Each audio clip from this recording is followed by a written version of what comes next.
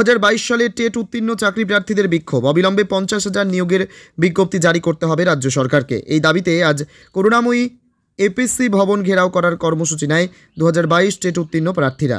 Police তাদের আটকায় করুণাময়ী মোড়ের কাছে। আনুমানিক 80 থেকে 90 জনকে আটক করা হয়।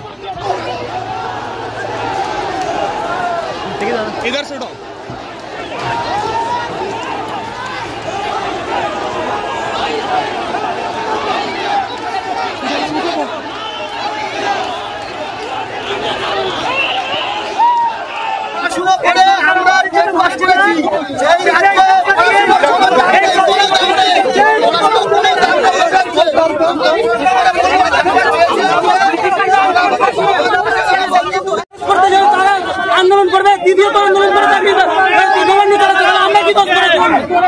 আমরা জাগ্রত পেট পাস করেছি, ন্যায্য পেট পাস করেছি, তারপরে আরো জাগ্রত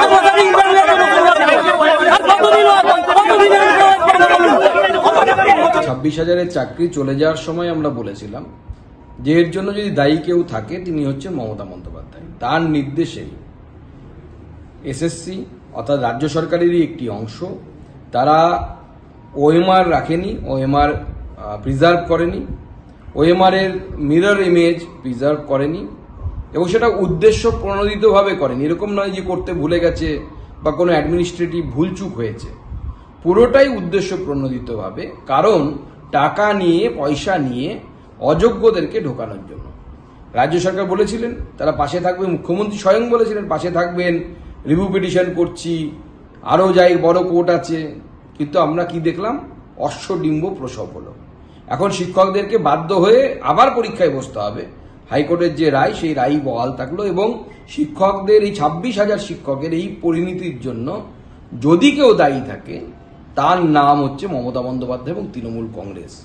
আমি এই 26,000-এর মধ্যে যারা যোগ্য এবং যারা অযোগ্য দুপক্ষকেই বলবো, তৃণমূল নেতাদেরকে যারা টাকা দিয়েছিলেন তারা টাকা ফেরত নিন, সুদ সহ ফেরত নিন।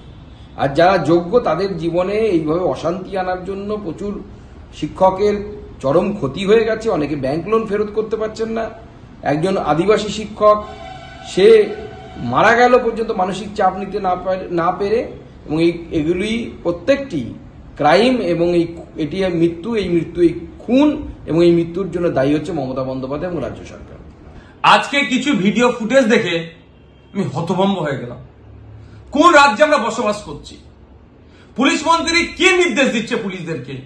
যেভাবে হবু টিচারদের সাথে আজকে পুলিশ আচরণ করলো, এটা কোনোভাবেই মেনে নেওয়া যায় না। আমি তীব্র নিন্দা ধিক্কার জানাচ্ছি পুলিশ মন্ত্রীকে যে আপনার পুলিশকে সংযত হতে বলুন। মানুষ এখনো পুলিশের পক্ষে যে সম্মান দিচ্ছে হয়তো আগামী দিনে নাও দিতে পারে।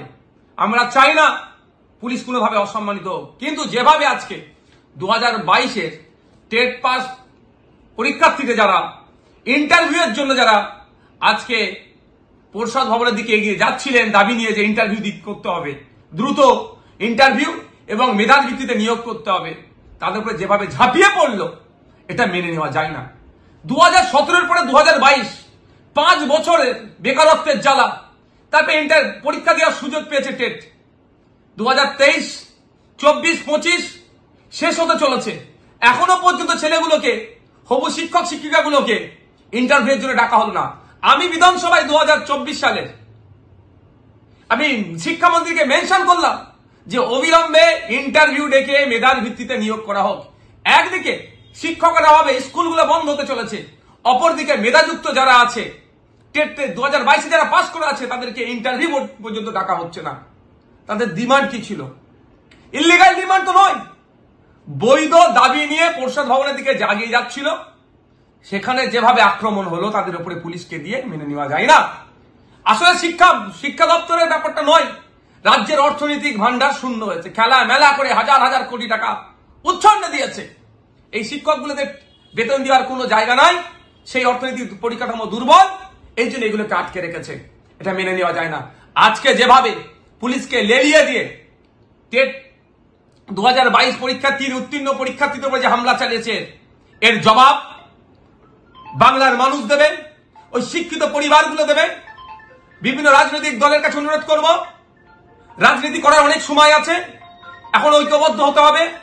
শিক্ষা ব্যবস্থার ধ্বংস করে দিচ্ছে, একটা প্রজন্ম শেষ হয়ে যাচ্ছে।